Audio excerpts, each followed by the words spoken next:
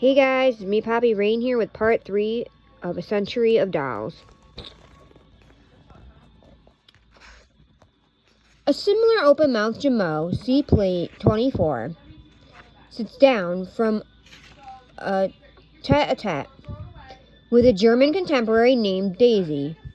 Now fast friends, the rivalry between their makers is long forgotten. Daisy is the product of J.D. Kestner, one of the most important of the German doll companies. Kestner was based in the Thur region of Germany, where there was a concentration of porcelain manufacturers. She is charming proof that makers like Kestner created dolls of excellent quality. Here is a classic dolly face, with an open mouth and sleeping eyes that open and close by means of counterweight inside the head. Indeed, it is in the eyes that are the most different between these two bisque dolls. Jameau and many other French doll makers continued to use thick glass eyes because they caught the light so well, imparting a lifelike animation to each face. Because of the depth of the glass, they are now called paperweight eyes.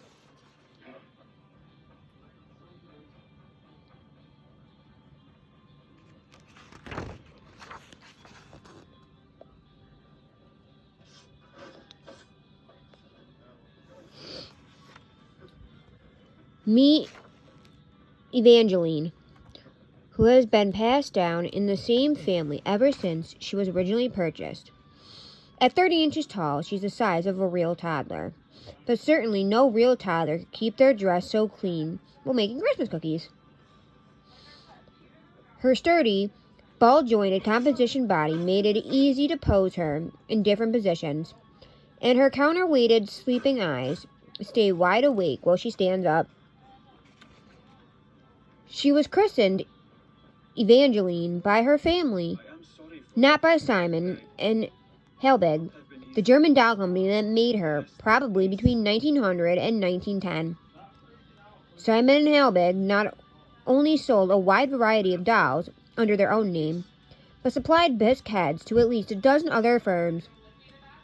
Their output was of such good quality that even Jameau used them during this period, when a number of leading French doll companies merged to form the Société Française de Fabrication des Bébés et Jouets, or SEBJ.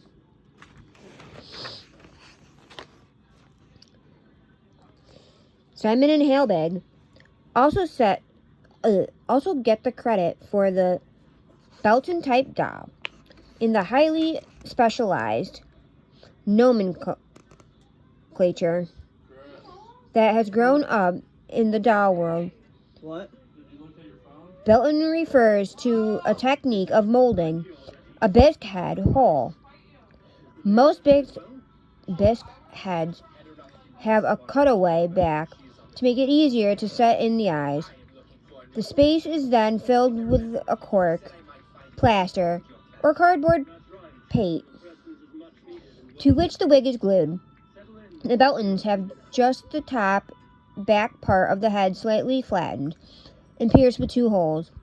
Although the majority of closed-mouthed Simon and Helbig Belton type have composition childlike bodies, the one illustrated here has a ladylike kid body and bisque hands. This is the level of hidden detail that doll devotees must master.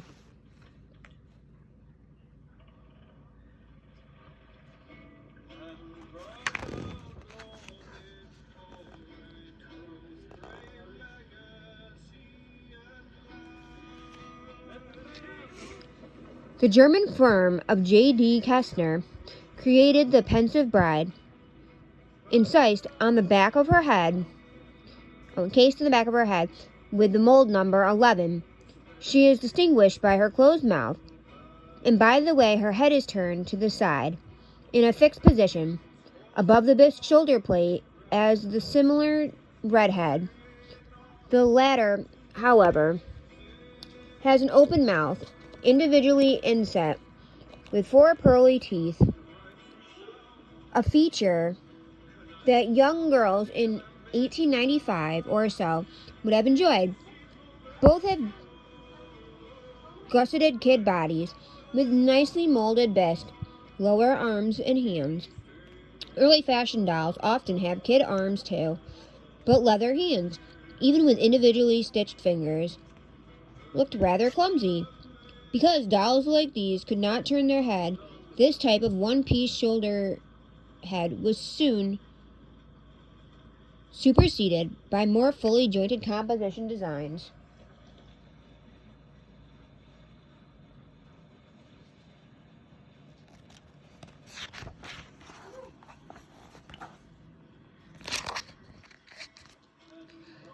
Lost in our thoughts, this lovely bisque face is the epitome of the classic German dolly.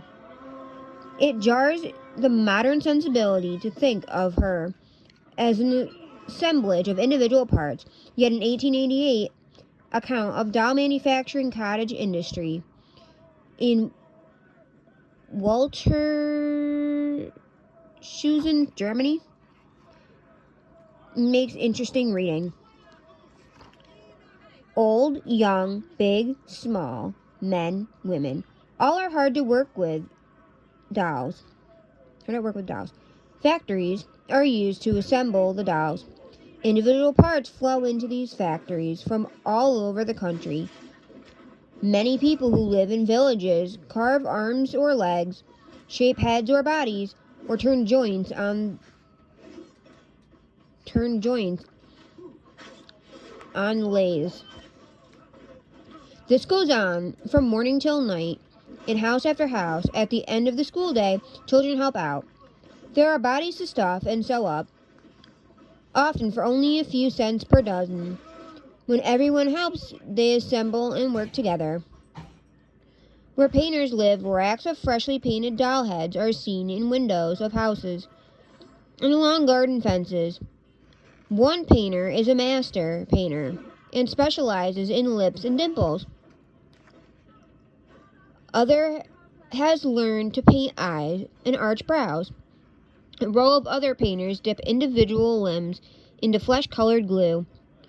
On Saturday morning, everything is loaded into wheelbarrows and taken to the city to sell.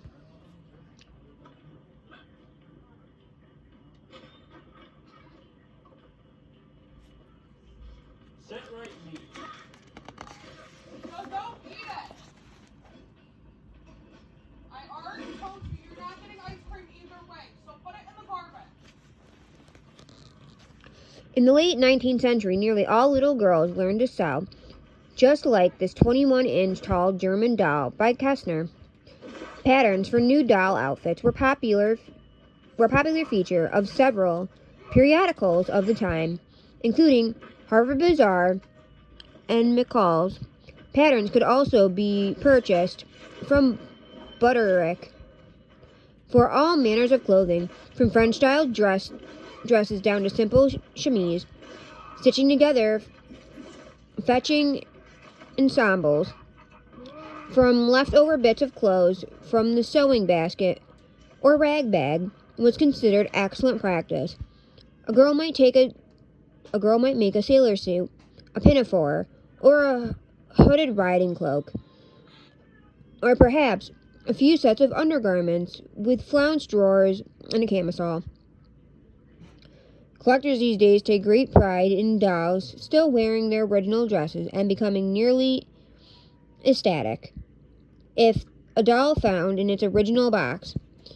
The aspiring seamstress pictured here has been redressed in modern times, but a brooch of gold washed stamped tin she wears, saying darling, dates from the same period as the doll.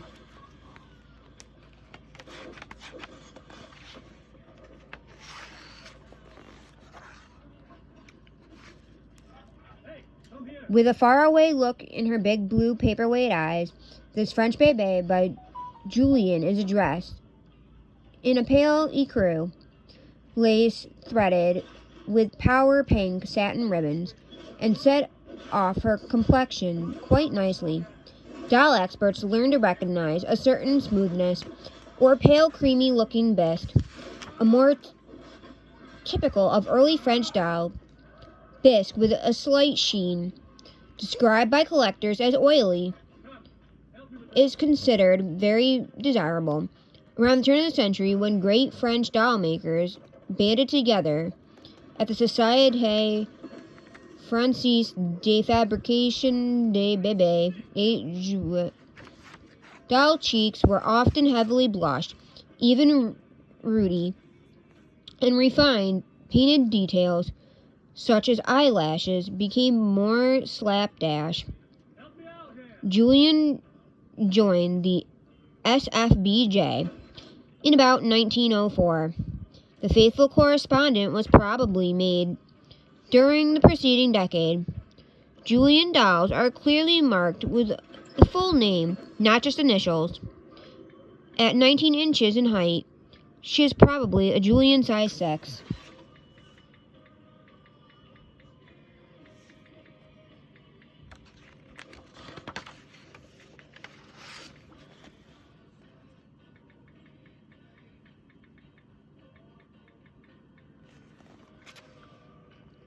The original John Daniel Kestner of Walterhusen, Germany, started his business in 1805, long before these dolls were made. In the midst of the Napoleonic Wars, he traded with the troops for various small necessities.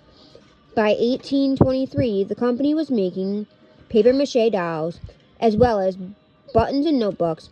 The German railroad reached Walterhusen in 1848, making the shipment of dolls faster and more cost-efficient.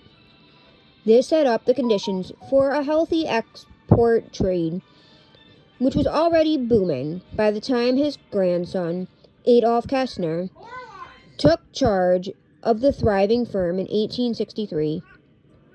A more elegant nursemaid than the 26-inch tall Kestner is hard to imagine. She is marked with the size number 16, and it's characteristic of the style of doll popular from about 1885 to 1890. Her animated young charge is a later character baby with the